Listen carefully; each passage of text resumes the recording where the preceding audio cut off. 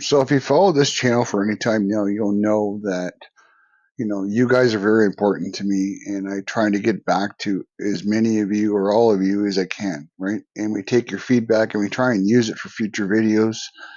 And so today's just a quick one about some order process nightmares and some allocation tips and whatnot. So we got this comment from Steve there a couple hours ago for our last video, and in case you haven't seen it, we'll put it up on the screen. There is he ordered a 2023 and it never got picked up.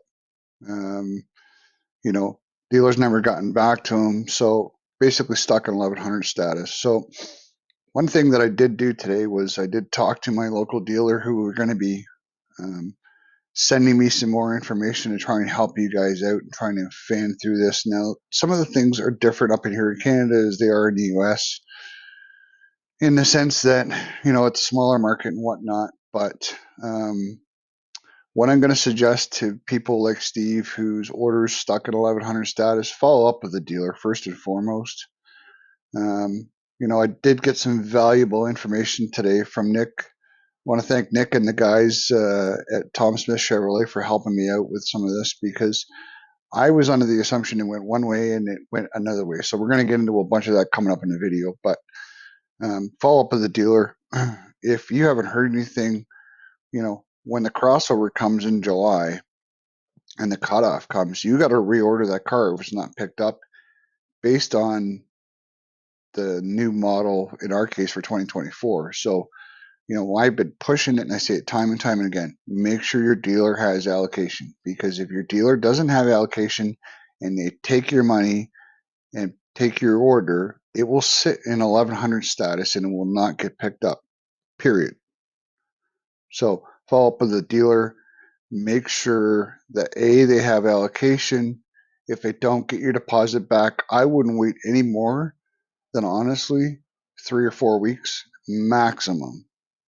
And that process gets updated every Monday. So you know what? I really wouldn't wait any more than really 2 weeks, because if you're not going to get your order picked up, you got to find a new dealer and get moving on it. Because in some of these instances that we see time and time again, guys are waiting months and months and months, and their order's not getting picked up, and then they potentially could get screwed for the car that they want. So there's just one tip that we're going to move on to and move on to the next one. So here's a little bit more information for you to understand about the whole ordering process and the different stages. So the car gets accepted and gets built and it's ready to be shipped. Apparently the plant does not work on a first in, first out basis. So we took another snippet of some comments where some guys are going back and forth, and they were saying, well, what's your VIN, this and that. One's at 1700, one's at 2090, right? Well, potentially, the guy with the VIN 2090 could see his car before 1700, because in ideal sense, if it's built sooner, you should see it sooner. But it's not always that way, and sometimes you could get lucky and it could work out. But from what I understand today, that's not the case. They kind of empty the lot from whatever comes out of the plant the soonest and not the latest. So just a little bit more understanding for you in that sense when you're waiting for your car. So guys, this is just a quick list of some current constraints on the Camaro that I wanted to share with you guys, and I should be getting this report on a more frequent basis thanks to our friends at Tom Smith Chevrolet. I got this one off Camaro6.com, and there's really some obvious stuff on there and some really silly stuff on there, which is going to impact your order. So try and stay in touch with your dealer, because your dealer will get this report. And I mean, on there obviously is the ZL1 1LE track package, which is not happening this year. And if you missed our video from a couple days ago, you can check out here. There is silver wheel caps on there, the carbon fiber fuel door, the fuel door with the carbon fiber insert. So again, we'll just try and get this to you on a more regular basis. But thanks to Camaro 6 for putting this up, and just so you can stay on top of it.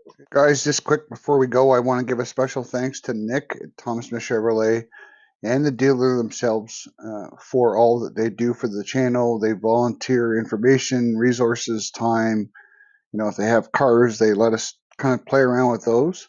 So want to thank them.